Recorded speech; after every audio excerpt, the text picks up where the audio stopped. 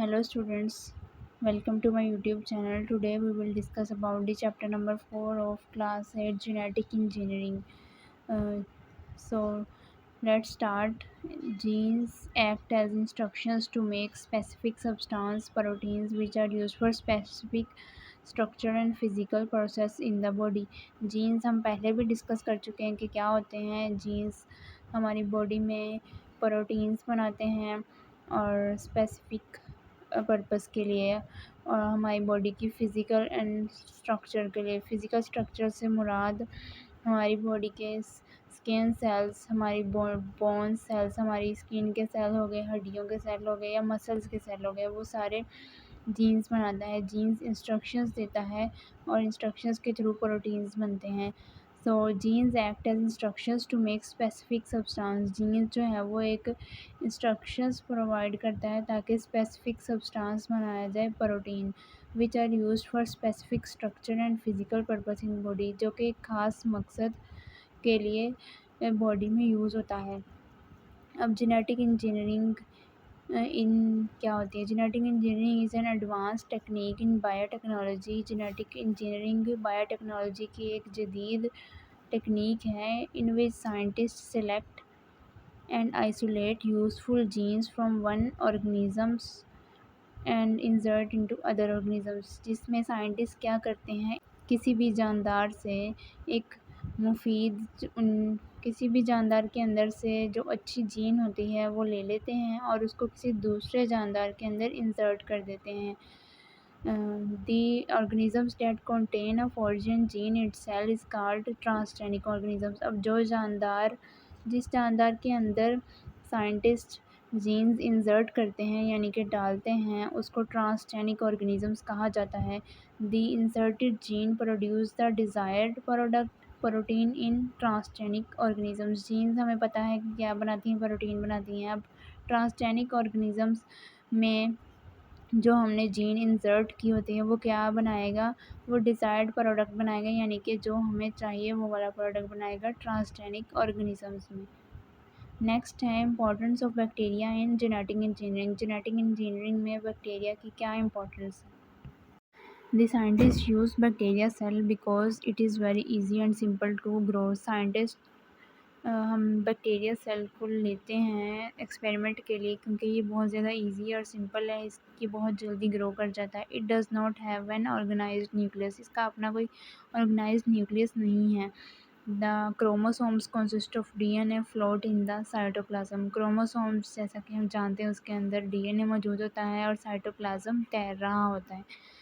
Additional circular pieces of DNA are called plasmids. जो additional PCs होते हैं circle form में डीएनए के अंदर, उनको प्लास्मिड्स कहा जाता है. Are also present in cytoplasm. ये साइटोप्लाज्म के अंदर मौजूद होते हैं.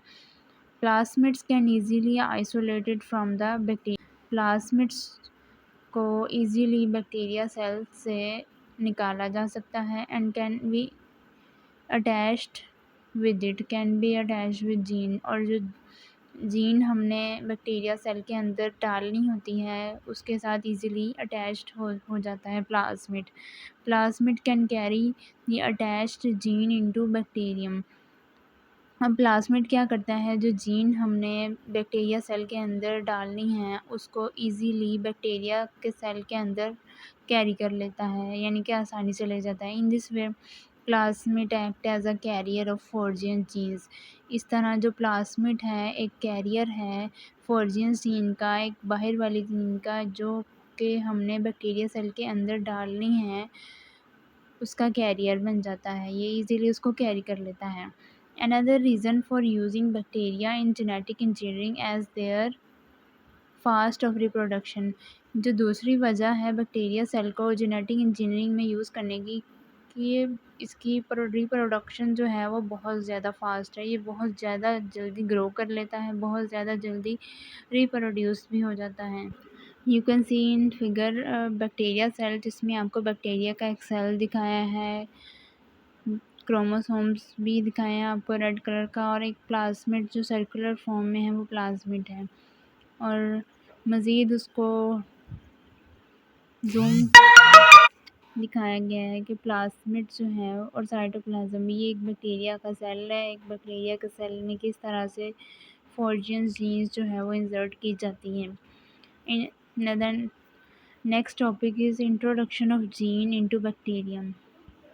The first step of genetic engineering for inserting a gene into bacterial cell is the identification and isolation of a gene of desired protein from the donor organism। पहला step जो genetic engineering का है कि हम इन gene को कैसे insert करेंगे bacteria cell में, उसके लिए हमें सबसे पहले आइडेंटिफिकेशन यानी शिनाख्त करनी होगी और उसके बाद आइसोलेट करना होगा कि हमें डोनर ऑर्गेनिज्म में से कौन सी तरह की प्रोटीन्स का जीन्स चाहिए। ठीक है, सबसे पहले तो हम ये डिसाइड करेंगे। Is use to cut the gene from the donor organisms. एक एंजाइम के थ्रू जो जीन है वो हम डोनर ऑर्गेनिज्म से काट लेंगे। And the isolated gene is attached with plasmid of DNA from the bacterium. और बैक्टीरिया से जो प्लाज्मिड डीएनए होगा उसके साथ अटैच कर देंगे। अब the same enzyme is used to cut the plasmid DNA at specific site so that gene can be attached to the end of the plasmid। जो वही एंजाइम जो है वो कट करके प्लाज्मिड डीएनए के साथ अटैच कर दी जाएगी और प्लाज्मिड के एंड के साथ भी अटैच कर दी जाएगी। अगर आप नीचे फिगर देखें तो फिगर में ये सारा प्रोसीजर जो है वो बताया हुआ है। फिगर में दिखाया है कि एक डोनर सेल है और एक बैक्टीरिया सेल है। डोनर सेल के अंदर क्रोमोसोम्स हैं, डीएनए है, और एक बैक्टीरिया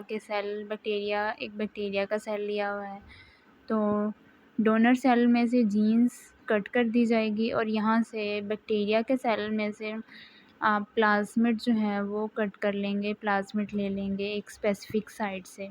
नेक्स्ट स्टेप फिर क्या होगा, इन दोनों को अटैच कर दिया जाएगा। जो डोनर जीन है उसको प्लाज्मिड के साथ अटैच कर दिया जाएगा और इसको रिकम्बिनेंट ऑफ डीएनए कहा जाएगा। अब इसी जीन को हम क्या करेंगे, बैक्टीरिया सेल में दोबारा से इंसर्ट कर देंगे, उसको जीएम बैक्टीरियम कहा जाएगा। यू कैन सी डैट कि जो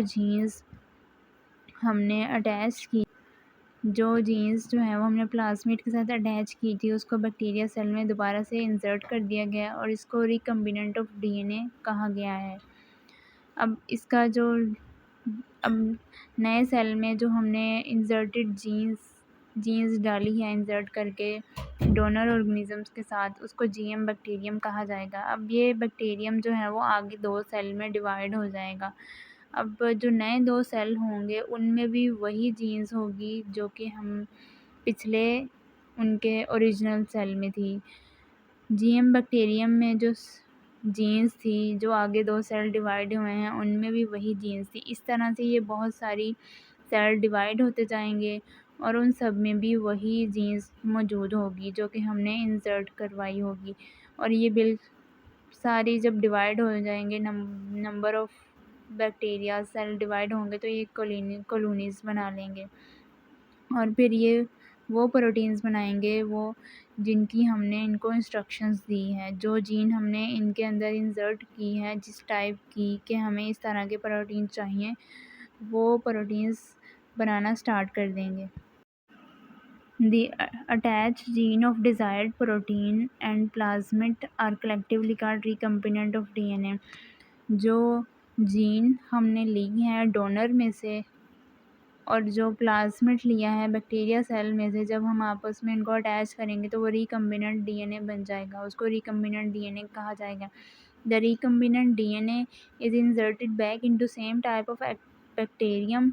जो रिकम्बिनेंट डीए होगा उसको उसी बैक्टीरिया सेल में दोबारा से हम इंसर्ट कर देंगे। अभी हमने पीछे फिगर में देखा from which plasmid was isolated, और वही प्लाज्मिड जो है वो हम उस बैक्टीरिया सेल में आइसोलेट कर देंगे।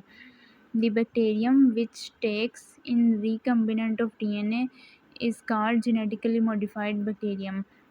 अब जिस बैक्टीरिया सेल में हमने नया जीन डाला है उसको जेनेटिकली मॉडिफाइड यानी कि जीएम बैक्टीरियम और ट्रांसजेनिक बैक्टीरियम यानी कि एक ऑर्गेनिज्म में से हमने एक जीन ली है और उसको दूसरे ऑर्गेनिजम्स के बैक्टीरिया सेल में इंसर्ट कर दी है, उसको ट्रांसजेनिक बैक्टीरियम कहेंगे, उसको ट्रांसजेनिक बैक्टीरियम कहा जाता है।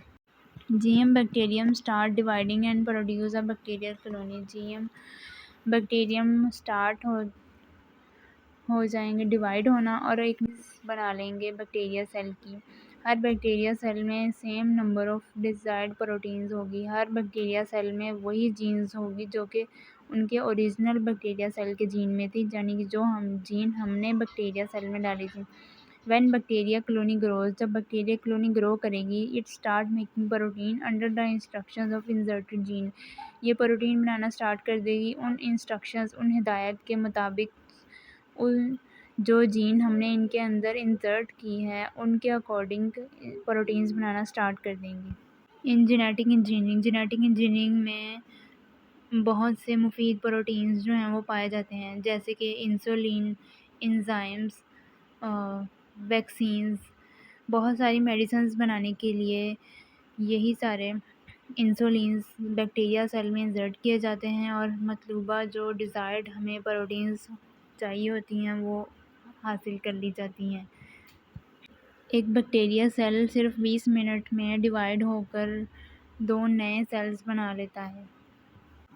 जेनेटिक इंजीनियरिंग के हमारी डेली लाइफ में बहुत ज़्यादा फ़ायदे हैं। जो डायबिटीज़ के पेशेंट्स होते हैं, शुगर के पेशेंट्स, उनके लिए इंसुलिन हासिल करने का ये बहुत ही मुफीद ज़रिया है।